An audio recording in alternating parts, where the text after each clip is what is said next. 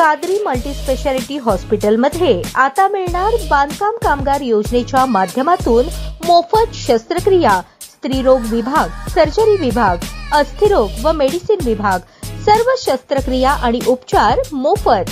पत्ता plot number 10, Majrewadi, नई जिंदगी रोड, अथर्व मंगल कार्यालयाजवळ, सोलापूर। पत्रकारितेचा अर्थ फक्त बातम्या सांगणे नाही, तर समाजातील वेदना ऐकून त्या कमी करण्यासाठी उभे राहणे आहे। याचे जिवंत उदाहरण ठरले दक्षिण सोलापूर तालुक्यातील वांगी गावातील जिल्हा परिषद शाळेतील पाण्याचा झरा। मुंबई मराठी पत्रकार संघ आणि विहंग प्रतिष्ठान यांच्या पुढाकाराने शाळेच्या आवारात बोरवेल मारण्यात आली। 130 फुटांवर लागलेल्या 2 इंच पाण्यामुळे शाळेला अखेर जीवनदायी आधार मिळाला आहे। या कार्यात बालमोहन विद्या मंदिर, पालक विद्यार्थी उत्कर्ष समिती, JSB टेम्पल ट्रस्ट, संत गाडगेबाबा धर्मशाळा आणि पल्लवी फाउंडेशन यांचाही मोलाचा सहभाग होता। निधी संकलन, प्रत्यक्ष भेट, परिसराची पाहणी आणि शेवटी पाण्याची सोय हा उपक्रम संवेदनशील पत्रकारितेचा आणि सामाजिक बांधिलकीचा सर्वोत्तम संगम ठरला। कार्यक्रमास मुंबई मराठी पत्रकार संघाचे उपाध्यक्ष राजेंद्र हुंजे, विहंग प्रतिष्ठानचे प्रसाद मोकाशी, राजेंद्र साळसकर, काँग्रेसचे प्रदेश प्रवक्ते काकासाहेब कुलकर्णी उपस्थित होते। शाळेत बोरवेलला लागलेले पाणी पाहून विद्यार्थ्यांच्या चेहऱ्यावरचा आनंद लपून राहत नव्हता। पाणी पाहून विद्यार्थ्यांनी शाळेच्या मैदानात एकच जल्लोष केला। ग्राम शाळा समिती, शाळेच्या मुख्याध्यापिका आणि सर्व शिक्षकांनी या कार्यात सहभागी संस्थांचे आभार मानले।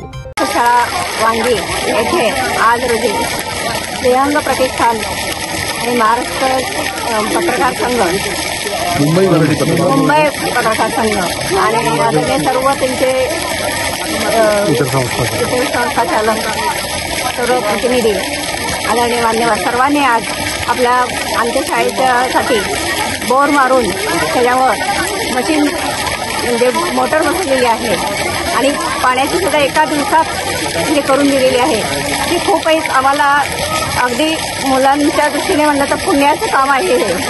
आणि मुलांच्या पिण्याच्या पाण्याचा आणि पूर्ण पाण्याचा प्रश्न आमचा सुटलेला आहे आणि पूरग्रस्ताच्या म्हणून जे आमचं नुकसान झालेलं होतं त्यातलं महत्त्वाचा मुद्दा होता, आमची गरज होती ती त्यांनी पूर्ण केलेली आहे। त्यांचे आभार मानावे थोडे आहेत आणि त्यांनी खूप आम्हाला सहकार्य केलं आणि यापुढे त्यांनी आम्हाला आमच्या काही अडचणी आहेत ते सोडवणार आहेत असं त्यांनी आम्हाला आश्वासन दिलेलं आहे।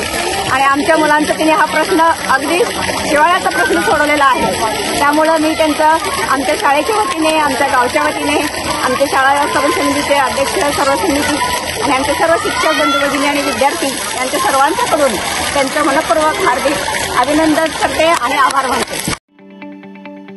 ताज्या बातम्या पाहण्यासाठी प्राईम महाराष्ट्र न्यूज चॅनलला सबस्क्राईब करा।